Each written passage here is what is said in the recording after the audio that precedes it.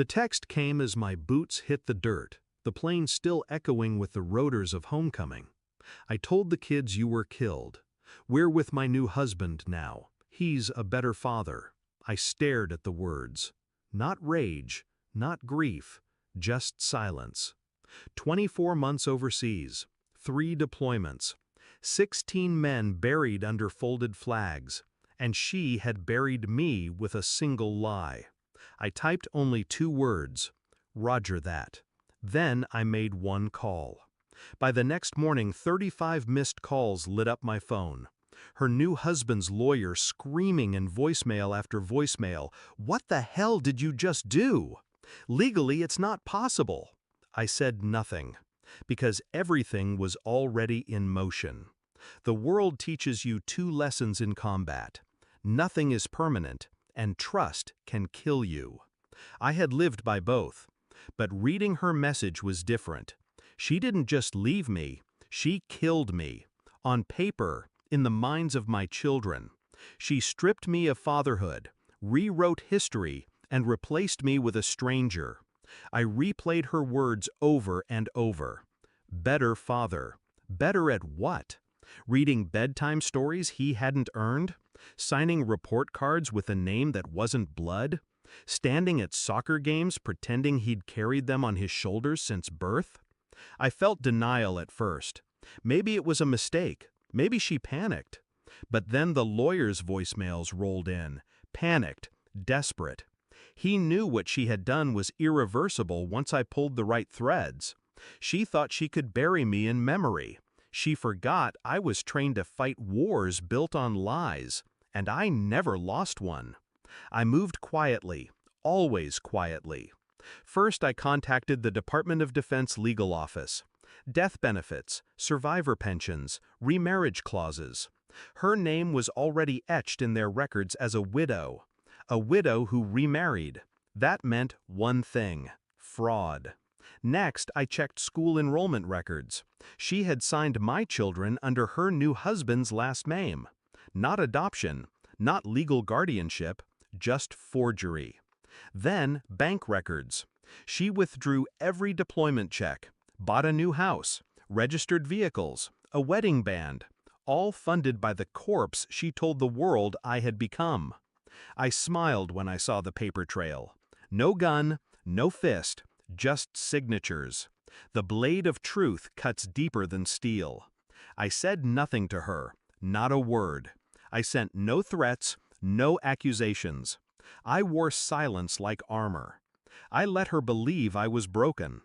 But in silence, I gathered, and in gathering, I built the trap.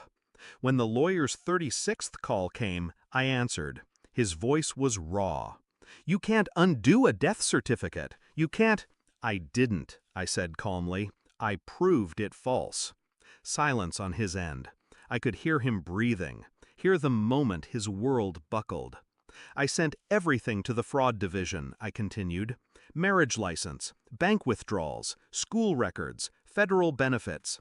She'll face them before she faces me. He whispered something, panic disguised as reason. But reason doesn't survive truth. That night, she called me. Her voice cracked. "Why are you doing this?" "You killed me," I said, my tone steady, cold. "Now you live with the ghost you created." The line went quiet. I didn't need her answer.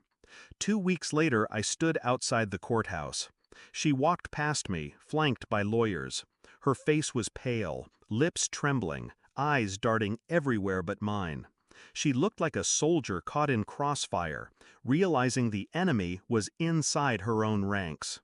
Our eyes met for the briefest second. She expected rage. She expected shouting, demands, maybe even forgiveness. I gave her nothing, just silence. She collapsed into a chair when the charges were read. Fraud, falsification of records, misappropriation of federal funds. Her new husband buried his face in his hands. The children were not there. I had ensured they were protected, somewhere safe, beyond the reach of her lies.